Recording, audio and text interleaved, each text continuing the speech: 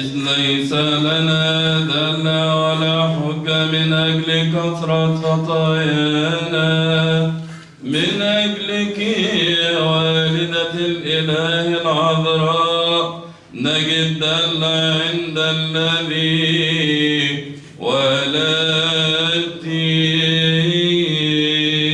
لأن كثيرة هي شفاعتك وقوية ومقبولة عند مخلصنا.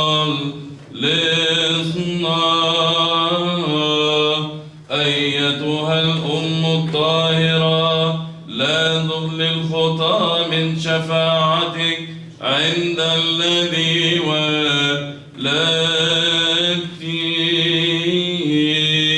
لأنه رحوم وقادر على خلاصنا، لأنه تألم من أجلنا لكي ينقذنا. فلتسبق وتدركنا رأفاتك سريعا، لأننا قد تمسكنا جدا. أعنا يا الله مخلصنا من أجل مجدك